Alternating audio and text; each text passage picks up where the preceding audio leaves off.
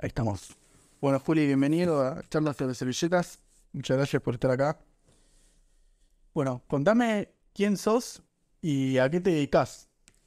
Bueno, en primer lugar, muchas gracias por la invitación, es un honor para mí y con semejante artista también. Eh, Mi nombre es Julián Cron Díaz, ahora lo hice oficial el nombre, comenzó siendo un seudónimo y ahora es parte de mi identidad, ya tengo mi nuevo DNI, incluso como no binario, así que también eso, ¿no? Transformar el nombre artístico en tu personalidad e identidad de todos los días me parece fantástico. Soy profe de literatura, escritor y tallerista en el municipio de La Matanza. Y particularmente este año cumplo 10 años como escritor, teniendo en cuenta la publicación de mi primer libro. Así que también estamos como de festejo. Qué bueno. Eh, bueno, antes de contarme tu proceso de escritura, quiero que me digas, si te acordás, cuál fue tu primer contacto con el arte, con algo artístico. Bien, creo que ahora pensando, porque no me lo puse a pensar Sí. antes, para mí mi primer contacto fue con un libro. Y si me remonto fue con Mi planta de naranja lima, donde quizás mi primer contacto con el arte fue muy especial porque aprendí que el dolor también estaba entre las páginas de un libro, ¿no? Pensando que la gente dice, bueno, leo un libro para abstraerme del mundo o algo así, o para estar en un lugar más lindo. No, el dolor también existe en los libros y ver que una obra me hizo llorar, me conmovió y no paré de leerla hasta terminar la última página. Me pareció que si eso es el arte y eso provoca en las personas, ¿cómo no voy a crecer queriendo ser artista? Qué zarpado eso, ¿no? ¿Qué edad tenías cuando pasó eso? 8. Es decir, Claro. era 8 años y me causa mucha gracia y también vergüenza a la vez porque me lo había regalado mi prima para mi cumpleaños. A un pibe de 8 años le regalas un libro y te mira con cara de culo, como Ah, dame juguete o dame ropa. sí. Entonces como que tenía ese rechazo a leerlo porque me regalaste algo que no quería y ahora me veo en la obligación de leerlo. Claro. Y cuando lo leí, ya no lo solté más. Y dije, fue el regalo más valioso, el que más rechacé al principio y el más valioso de todos. Imagínate, hoy, después de tantos años, recordar ese episodio significa que fue uno de los mejores regalos que recibí en la vida. ¿Y ese fue el libro que más te gustó o cuáles fueron los que más te gustaron, digamos, en el transcurso del tiempo hasta ahora? Y bastantes, bastantes. Ese queda como, quizás cada uno me aportó algo diferente. Sí. Ese me aportó el conocimiento de cuánta emotividad le puedes poner a un libro. Después, uno de mis libros favoritos es La Naranja Mecánica. La Naranja Mecánica para mí es una obra de arte porque crea un propio lenguaje. De hecho, tengo tatuada la palabra Jorobchó en, en los dedos. Y Jorobchó significa muy bien o excelente en el idioma que está inventado para ese libro. Tanto me gusta La Naranja Mecánica que a mis estudiantes cuando los evalúo, les pongo una nota superior a 10. Cuando es un trabajo impecable, le pongo Jorobchó. Y mis estudiantes hasta se Bueno, enojan cuando tienen un 10 porque no tuvieron un Jorobchó. claro. También eso, ¿no? Como llevarles a los estudiantes la verdadera esencia de los libros. Sí. No la parte teórica o la parte aburrida, sino el verdadero jugo que le puedes extraer. Y después otro de mis favoritos, de mis libros favoritos, es un poemario que es Espantapájaros de Oliverio Girondo. Sí. Y también lo tengo en el cuerpo, tatuado. Y me encantó la originalidad de Oliverio Girondo, cómo plantó una nueva forma de hacer literatura para mí en el siglo XX, en la vanguardia. Así que creo que tengo muchos favoritos y cada uno desde un lado diferente. Qué zarpado eso, ¿no? De cómo te marcan los libros. Eh, ¿Y cuándo empezaste a escribir? Bueno, hace 10 años, Sí. pero... No, hace 10 años fue la publicación de mi primer Sí. libro. Comencé a escribir. Recuerdo que el primer contacto con la escritura es muy gracioso, porque para el que me conoce sabe que yo tuve mayormente novios. Sí. Nadie sabe que tenía novias. Sí. Bueno, hace mucho, mucho, mucho, mucho tiempo tenía una novia que era mayor que yo. Entonces yo con 13 años sentía que tenía que sorprenderla, porque no podía hacerle una carta común y corriente. Antes se usaba mucho escribir cartas. Entonces comencé a hacer cuentos carta, que cada carta contara un cuento diferente. Por ejemplo, era uno, es más, decoraba la carta como si fuera temática.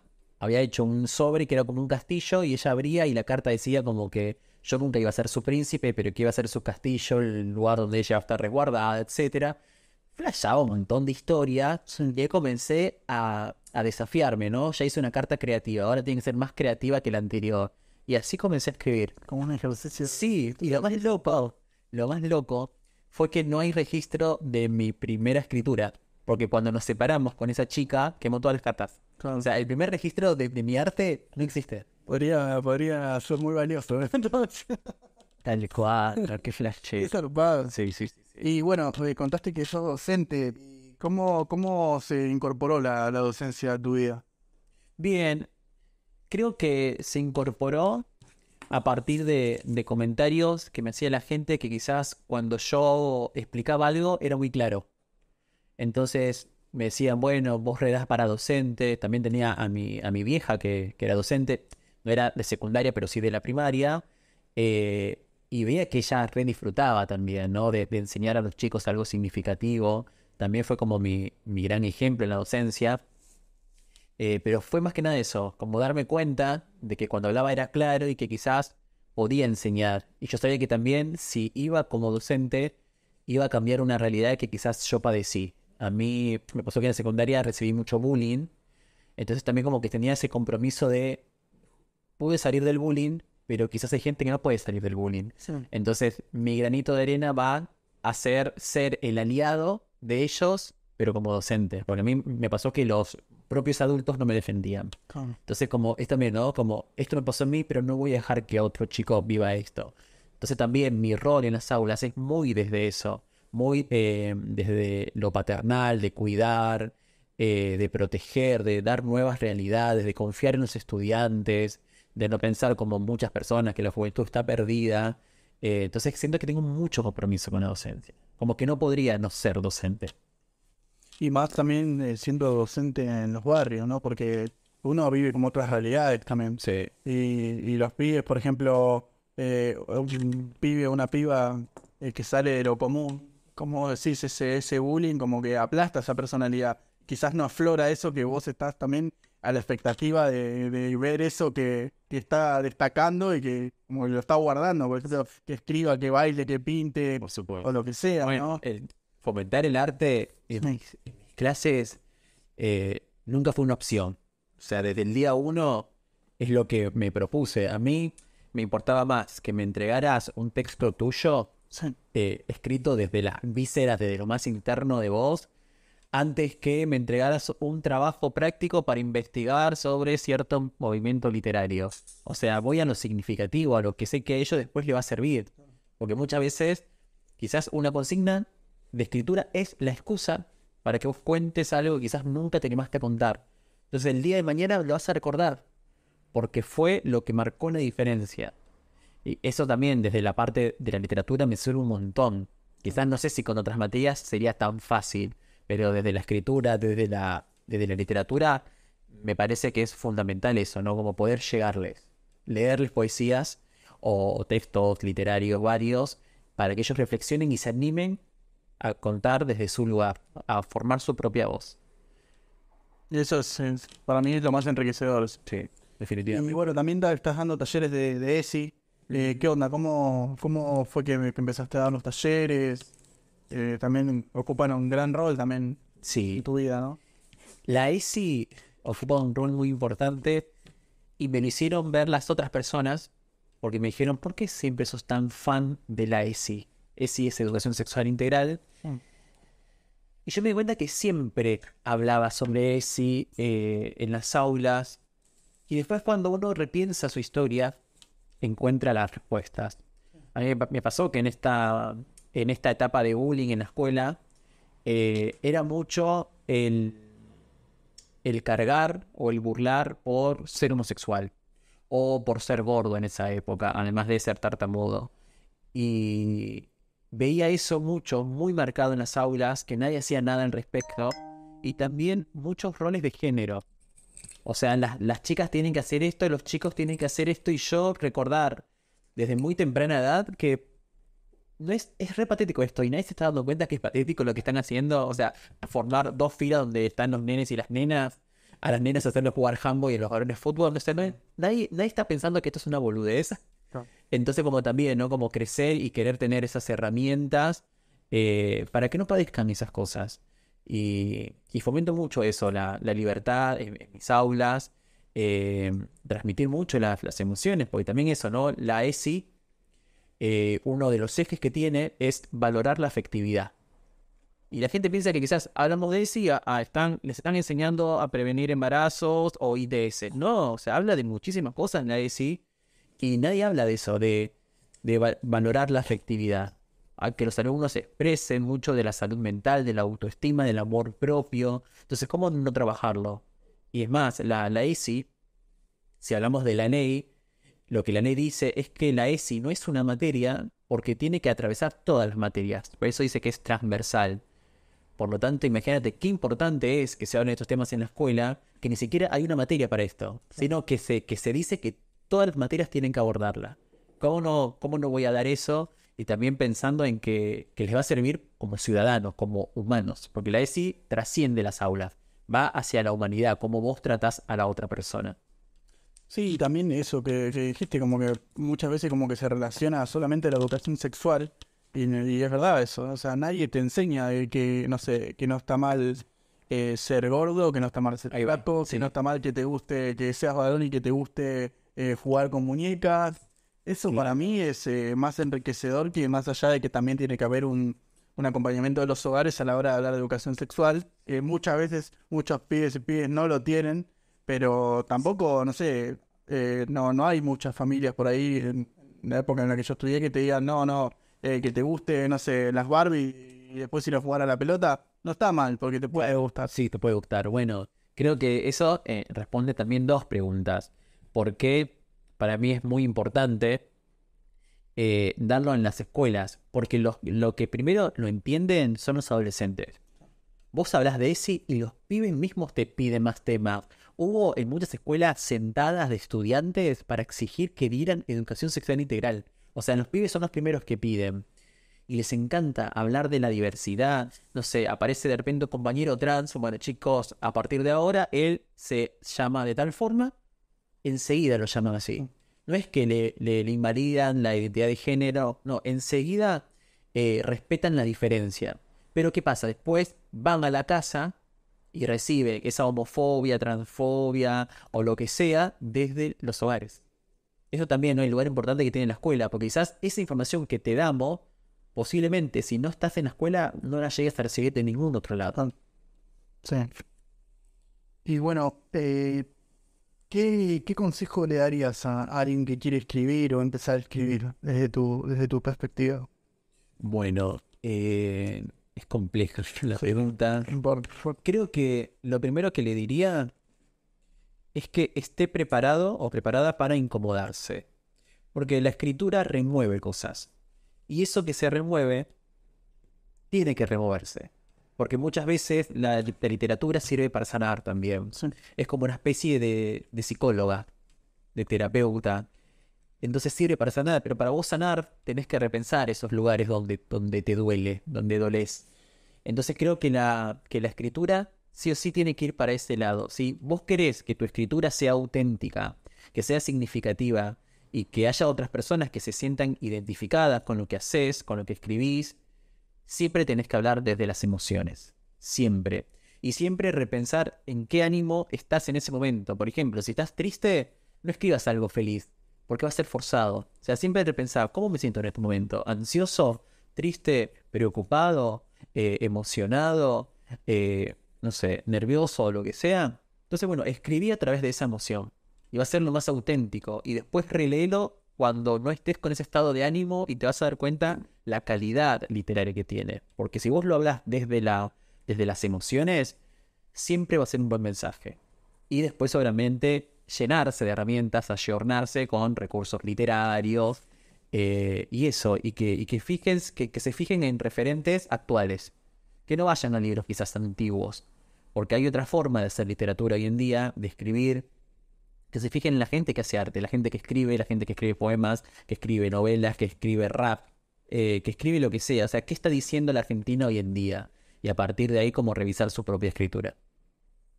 Y o sea, con respecto también como a la perspectiva de género, ¿no? ¿Qué crees también que hoy en día hay que antes no había? Por ejemplo, vos lo dijiste, te hacían bullying por ser homosexual Sí. o a una chica por ser lesbiana. ¿Qué, qué es lo que ves hoy en día que para mí se pudo como subsanar un montón de cuestiones? Sí, bueno, algo que me llena de emoción. De hecho, hoy tuve un jueves muy emotivo porque lo que pasó es que comencé a tomar una actividad que era preguntarle los pronombres a los estudiantes. Y me di cuenta que en la mayoría de mis cursos hay mínimamente una persona que se identifica con el pronombre ella. Entonces pensé, ¿por qué nunca me detuve a preguntarle los pronombres? O sea, hay diversidad en el aula y nadie la notó, pero porque nadie le dio el espacio para que eso se notara. Y me emocionó a tal punto de decir, bueno, yo voy a ser ese profe que va a exigir que respeten tu pronombre, que, que respeten tu identidad. Y ahí me di cuenta de eso, ¿no? Cómo logramos que también los chicos comiencen a plantear su género desde muy temprana edad, en un contexto donde quizás no se hablan de estas cosas. Entonces, creo que eso avanzó muchísimo, ¿no? En cuanto a la sociedad, a las nuevas generaciones avanzaron, por suerte, porque también hay otro contenido, las series llegan con otra calidad también, más abiertas de mente. Entonces, lo que consumen los chicos los habilita a ser una generación abierta de mente. Pero esos chicos después tienen que instruir a sus propios padres para que acepte también la diferencia. Y eso veo, ¿no? En las aulas se avanzó mucho en materia de derecho, pero también siempre tiene que ver con cuál es el docente que permite hablar de esos temas, permite hacerlos visibles. Sí, y también, o sea, está bueno que la escuela sea la llave, ¿no? A abrir esa puerta, pero que haya un acompañamiento del otro lado. Sí. Pero bueno, es verdad lo que vos decís. Si no hay una posibilidad de que vos le brindes ese espacio, quizás vos sos la única persona que le está brindando ese espacio. Sí. Y con algo mínimo, un Algo gesto mínimo. Sí, sí, sí, sí. Y bueno, también me gustaría que leas algo, si querés leer. Por supuesto. Bueno, voy a leer algo de lo que es mi último libro publicado, que se llama Por el simple hecho de ser mujer, que fue destacado por el municipio como Bueno, un libro de interés cultural, porque habla sobre la violencia de género, los femicidios. Eh, para hacer este libro entrevisté a muchas mujeres y traté de reflejar las situaciones comunes que padecen las mujeres y que quizás poco se habla. Este poema que quiero leer habla sobre cómo el no consentimiento, cómo el abuso puede existir incluso dentro de la propia pareja. Y nadie habla de que eso también está mal. Se llama Los insomnios que me dejaste.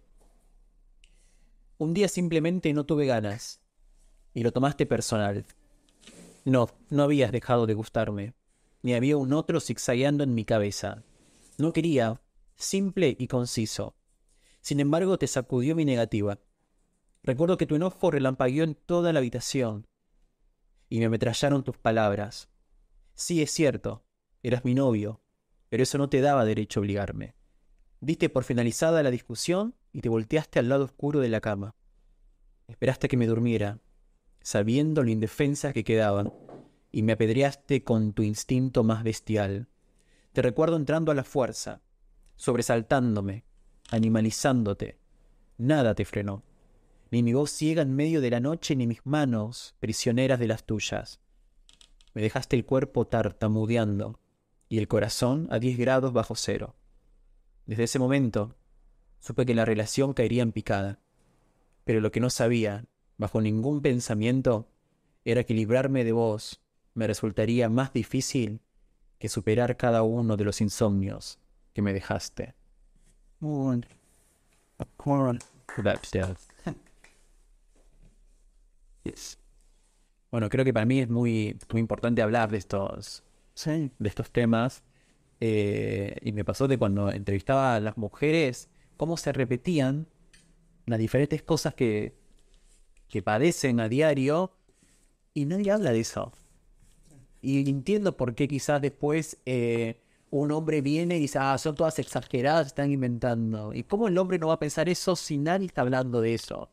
De que la gente muestra los genitales en la calle, de que la gente acosa, pero todo el tiempo, de que la gente se da vuelta para mirar cuerpos que no son de ellos y los sexualizan. Situaciones todos los días.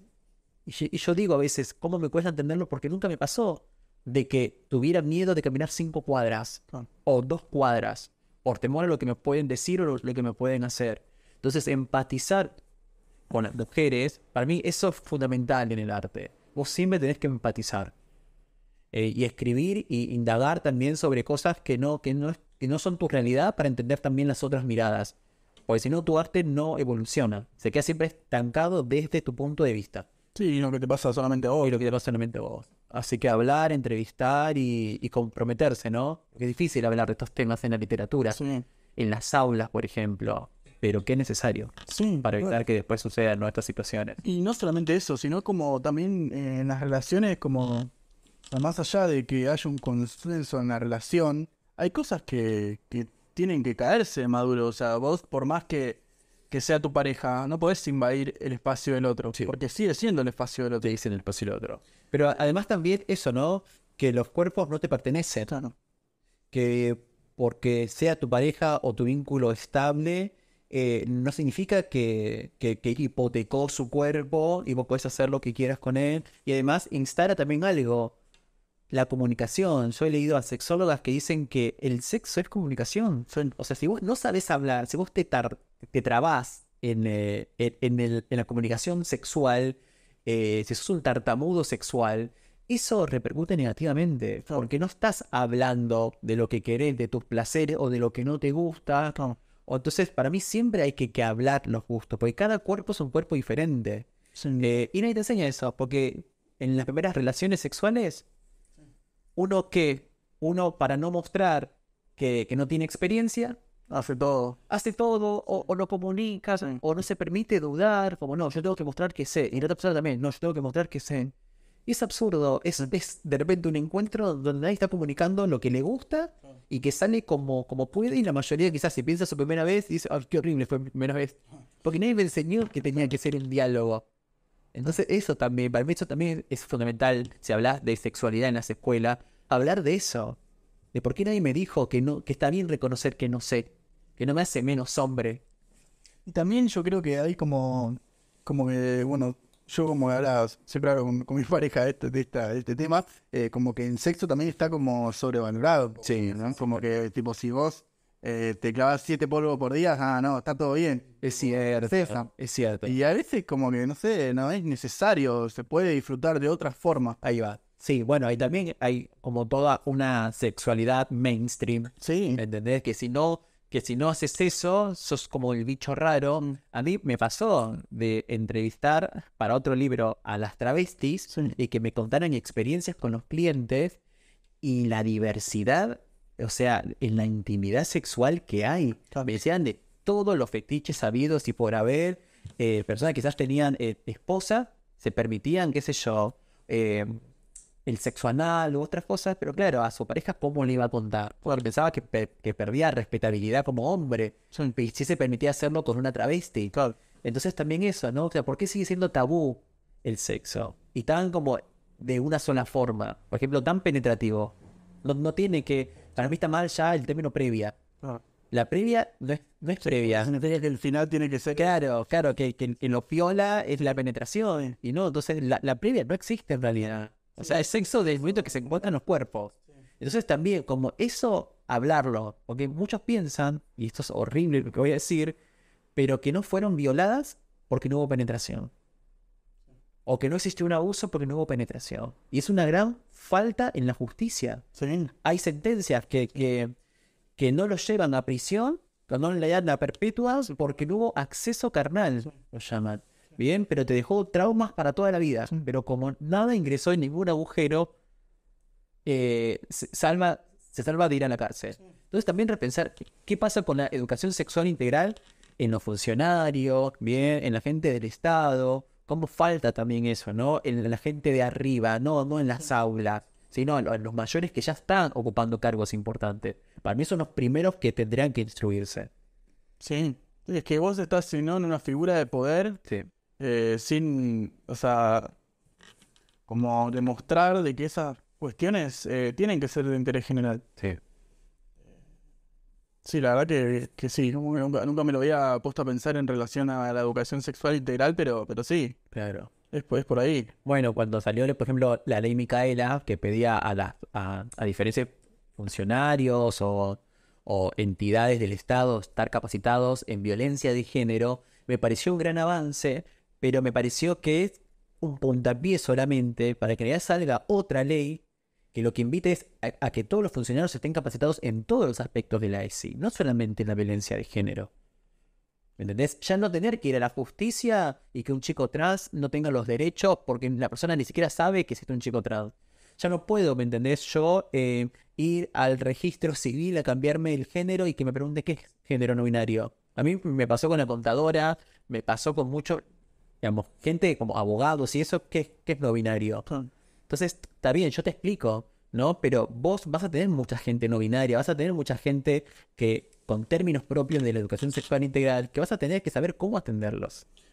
Pero no solamente es yo te explico, o sea, yo te explico, pero vos tenés que estar dispuesto a aprender también. O Porque hay muchos dinosaurios, ¿saben? eso para mí es fundamental. Hace poco un video hablando de eso, ¿no? De la esifobia, ¿no? Del rechazo a que los adolescentes aprendan esto, por obviamente los prejuicios de los adultos. Pero algo que pasa muy, pero muy seguido es que no solamente piensan que se habla sobre sexo, ¿no? Sobre apología, el sexo, sino que cuando uno le quiere explicar, no están abiertos a recepcionar esa información. Y la frase que más se repite es, bueno, pero yo soy de otra época. Claro, sí, como estás muerto. Claro, Vos tenés que ir a avanzar con no vos. sos de esta época, no sos de la época en la cual vivís, Sí, no sos de otra época. Y si tantas cosas avanzaron, yo sé, por ejemplo, de la medicina. A veces había muchas cosas eh, que se decía que se hacían de cierta forma y hoy se sabe que estaba mal hacerlo de esa forma. ¿Me entendés? ¿Qué sé yo? ¿Cómo duerme el bebé? Si boca arriba o boca abajo. Ciertos remedios quizás no, ahora son nocivos para la piel. Entonces, si se avanzó en materia de medicina y todo eso, y eso trajo algo positivo, ¿por qué también no se pueden rever muchos conceptos propios que arrastran los adultos? Entonces, es estar dispuestos a modernizarse, no porque esto es nuevo, porque los géneros siempre existieron, a modernizarte de que ahora se habla de esto. ¿Me entendés? sí, de hecho, ¿leíste Memorias de Adriano? No. Bueno, es un libro que habla de que el emperador Sí. romano de esa época tiene un acompañante, un ayudante que en realidad era su amante. Claro. Pero, o sea, todo lo que se cree que es nuevo, en realidad siempre estuvo. Lo que pasa es que también hubo una cuestión, creo que con la evangelización de los pueblos, Sí. de que todo eso se fue demonizando también. Obvio, bueno, siempre que hablamos, por ejemplo, de mitología griega y pensando en el dios Zeus, Zeus se volteaba a chicas, a chicos, ¿me entendés? Y también era hiper machista y violento. O sea, él abusaba de chicos y de chicas y es considerado dios. Entonces también eso, ¿no? Y la película de Disney, ¿cómo aparece Zeus? Como el padre bonachón, con la barba blanca, como mirá qué padrazo, ¿no? Y tipo le metían los cuernos a Hera y se iba con pendejitos, pendejitas, y después, qué sé yo, desataba todo un caos, y él le cortaba un huevo. Sí. Entonces nadie habla de la realidad, ¿me entendés? De la historia. Sí, porque también hay, creo, como esa figura del macho, que, bueno, por suerte está cada vez más desdibujada, ¿no? Pero es eso, es la figura, o sea, nosotros vivimos en un país que, tipo, el macho argentino, ¿viste? Sí, obvio. O sea, me pasó de otra vuelta, nos pasó con Noé, con mi pareja. Ella quiere tener un emprendimiento, o sea, de accesorios, y quería vender ropa interior y también incluir ropa interior para chicas trans. Claro. Porque Sí, sí. no hay en todos los locales. No, es cierto, me parece Y nada, como que se armó un debate ahí con la familia de ella y como que no podían comprender, ¿viste? Como que era tipo, no, pero o sea, como que le repelean el cuerpo, ¿viste? ¿viste? Sí, y se generó como esa incomodidad, ¿viste? Tipo, ¿por qué no? O sea, ¿qué se va a poner? ¿Una bolsa? O sea, Es que bienvenida sea la incomodidad. Para mí hay una palabra hermosa es la incomodidad, ¿no? Porque la incomodidad es como que desata todo un torbellino adentro de estructuras que vos pensabas que estaban bien, pero porque nunca las pensaste de otra forma. Sí. Entonces creo que incomodar significa eso, ¿no? Comenzar a pensar que algo es diferente y es algo que nunca pensaste que podía ser posible. Y ahora de repente se desacomoda y tenés la oportunidad de deconstruirte, ¿no? Porque ese torbellino trae después la deconstrucción. Y la deconstrucción es, ¿me entendés? Desarmar toda esa construcción que uno pensaba que estaba bien. Sí. Y está bien reconocer que si pensaste que las cosas eran de determinada forma hasta cierta edad, está bien que asumas que ahora son distintas. ¿Me entendés? Sí. Y no incomodar o no darle lugares como preferir la ignorancia.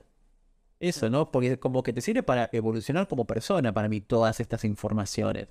Para aprender a respetar mejor. La ESI, por ejemplo, las personas que entienden de ESI son personas que dialogan todo, que construyen vínculos más saludables, que saben lo que es una violencia, qué sé yo, psicológica, ¿me entendés? Que se pueden preparar porque tienen herramientas, entonces saben vincularse mejor con las personas. Entonces, sí o sí, la ESI te da calidad como ser humano. Sí. ¿Cómo no voy a aprenderlo si sé que me va a ayudar a ser mejor persona? Sí, total. Y bueno, ¿y qué te gustaría hacer a futuro con todas estas cuestiones que hablamos? Tanto como tu carrera como escritor, Sí. como docente y como también una persona que da talleres de ESI y quiere que esto sea a futuro, que no sea solamente esto, que Bien. simplemente en todo, ¿no? Bueno, en principio, llegar con vida para ver los cambios. Sí. Y después, mucha militancia desde la ESI. Quizás ya ocupando otros espacios más visibles, ¿no? Donde... Porque a veces me pasa que también uno milita con los recursos que tiene. Y a veces los recursos que tiene pueden ser mejores. Pueden abrir a mayor difusión. Entonces como que eso busco, ¿no? Que se hable de estos temas. Y siempre dije, me gustaría algún día quedarme sin trabajo, que nadie me llame para dar charla de ESI, porque esté tan instalado en la sociedad que yo ni siquiera necesite dar una charla. Claro. Sueño con ese futuro. Qué bueno. Igual. Y artísticamente, sé que se vienen cosas, estuve viendo. Sí, también artísticamente se viene el libro, el libro de los 10 años que lo hice como temática circo. Ya puedo revelar el título, va a ser Bienvenides al Circron. Y me gustó mucho utilizar el inclusivo, porque también en todo este tiempo, como escritor, repensé mi identidad, y ahí ya tengo, como había dicho al principio, mi identidad no binaria. Entonces, como también comenzar a eso, ¿no? Soy escritor y voy a hablar en lenguaje inclusivo porque el bienvenides al Circron hasta me está haciendo la bienvenida a mí. Es un libro, claro, es mi bienvenida. Y es un libro para mí, mi literatura, siempre la pensé como un circo. Porque si vos pensás en un circo es una gran atracción de luces, de colores, de artistas que se ilumina en medio de una sociedad completamente gris, ¿no? Ese es un libro compilatorio que va a reunir toda mi literatura, toda la que escribí en estos 10 años, que por suerte es una edición especial que me hace Taller Ediciones, que también lo quiero agradecer porque ellos decidieron que era bueno festejar los 10 años, publicar este libro homenaje a mi literatura y que se venda en el stand del Orgullo de la Feria del Libro. Qué bueno. Así que esto va a estar muy lindo. El año pasado estuvo otro título mío en el stand del Orgullo y fue el libro de la editorial que más se vendió. Porque es una parte muy visible. Y decidí hacerlo, además de que hable de toda mi literatura, con una temática, que es el circo. Se va a llamar Bienvenidos al Circo. Y va a contemplar toda mi literatura, porque para mí mi literatura es un freak show. Es decir, todos esos fenómenos que la gente consideraba rara, todos esos freaks que estaban marginados, bueno, para mí son como la gente que defiendo, las minorías. Entonces, para mí es como siempre va a ser para ellos, para los freak show, para los freaks, para que sepan que tienen un lugar en mi arte, que son como mi gran inspiración, porque yo amo la diferencia. A mí me decís que soy normal y es ofensivo. Juan. O sea, amo lo disidente, amo lo que se corre de la norma. Entonces todas esas personalidades, todo ese freak, todo ese mundo freak, me vuelve loco y para mí representa mucho mi arte. En uno de los libros yo me considero monstruo. Cuando hablo del reverso de los monstruos, hablo que todos somos monstruos y está genial ser monstruo. Qué bajón no ser monstruo.